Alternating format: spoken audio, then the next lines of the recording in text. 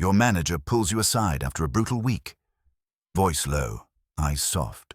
They say, "I know how hard this has been on you. I see you. I care."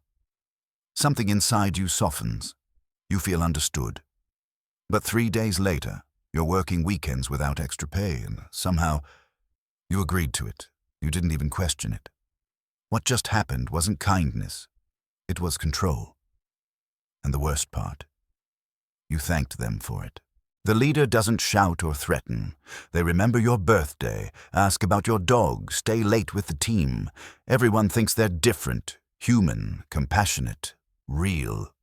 But watch closely. Every moment of warmth is followed by a request.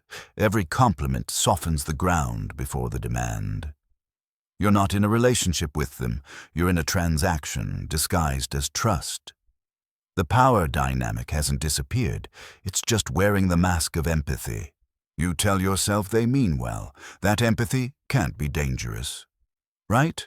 After all, they listened when no one else did. They validated your struggles. They made you feel chosen. But here's where the illusion deepens. Because empathy, when weaponized, doesn't feel like manipulation. It feels like home.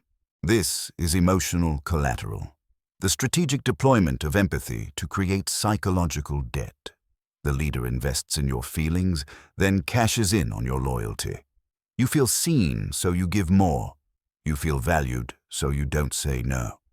The tactic works because it bypasses logic entirely. It doesn't convince your mind, it captures your heart. And once your emotions are engaged, your defenses collapse. They don't need to force you.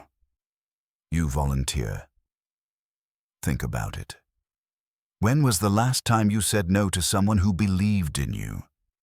Who told you they couldn't do this without you? You didn't want to disappoint them. You didn't want to lose their approval. So you stretched yourself thin. You sacrificed your boundaries. You gave them your time, your energy, your yes. Because saying no felt like betrayal. That's the hook. That's the trap. History has already warned us about this. Machiavelli warned that a prince must know when to appear merciful, but never truly be at mercy to mercy itself. It is better to be feared than loved if you cannot be both, but the appearance of love secures obedience without force. The empathetic leader understands this perfectly. They don't rule through dominance. They rule through dependence. You don't follow them because you must. You follow because you feel you want to. That's not leadership. That's invisible chains. And the most brilliant part, you defend them when others question it. When someone points out you're being overworked, you say, "But they really care about me." When someone warns you it's manipulation, you say, "You don't know them like I do." You've become their shield, their advocate, their unpaid PR team. And all it cost them was a few kind words. Machiavelli would be impressed. Humans are wired for reciprocity. When someone validates us emotionally, the brain releases oxytocin, the bonding hormone. We associate them with safety and care, triggering a subconscious desire to return the favor. This is evolutionary. Social bonds meant survival. But in hierarchical structures, this instinct becomes a weapon. The empathetic leader exploits the need to belong, to be seen, to matter. They give you the feeling of being chosen, and in return, you hand them your autonomy. You stop negotiating boundaries because you don't want to seem ungrateful. That's how emotional collateral becomes control. You think you're being loyal, but loyalty without leverage is just servitude dressed in affection. Let's break this down further. The gratitude trap. Once they've validated you emotionally, your brain starts keeping score. They did something for me, now I owe them. But here's the thing, they didn't do it for free. They did it to install a psychological debt you'll spend months repaying. The belonging loop. Humans fear exclusion more than exploitation. So when the empathetic leader makes you feel part of the inner circle, You'll endure almost anything to stay there. You'll work longer, accept less, ignore red flags, because being inside feels safer than being cast out. The identity bind. They don't just win your compliance. They integrate themselves into your identity.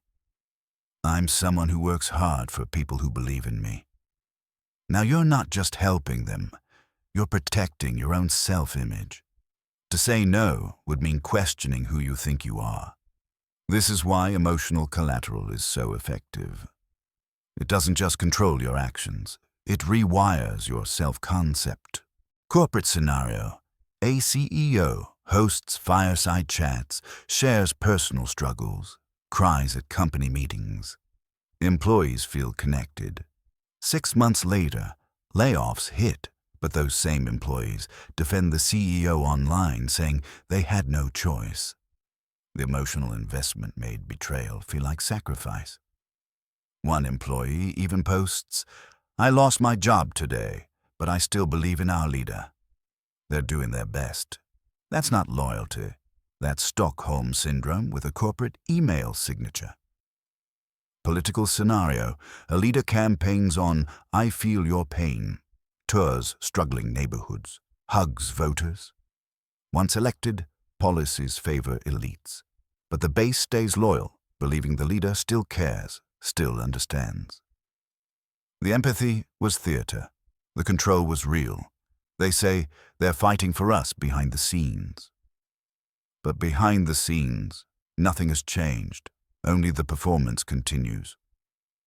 Personal scenario. A friend constantly shares their struggles with you. You become their emotional support. But when you need them, they're unavailable. Yet you still feel guilty asking for help because they're going through so much.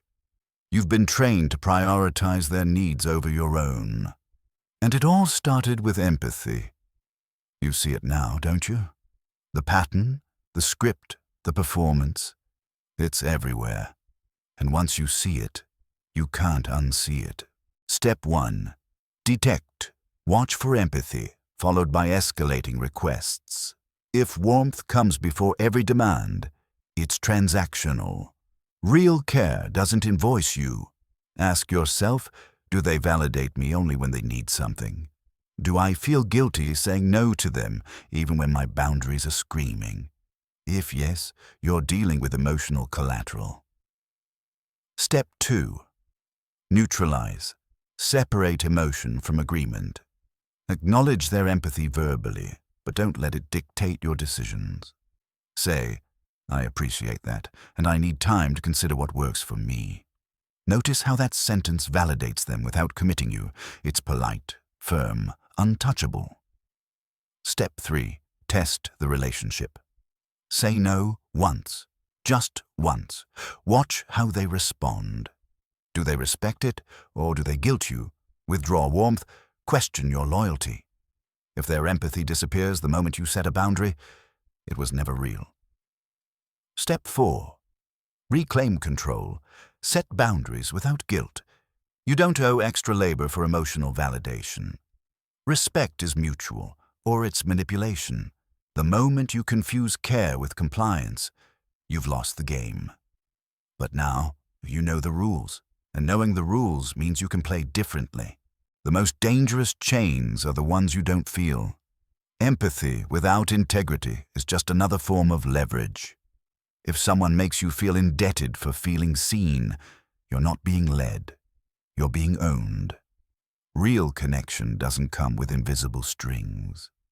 Real leaders don't need you to feel guilty to gain your respect. And real power, it doesn't hide behind kindness. It stands in the open, honest about what it wants and what it offers. So the next time someone's empathy feels a little too convenient, a little too timed, pause. Ask yourself, am I being cared for, or am I being positioned? Subscribe. Stay sharp. Stay free.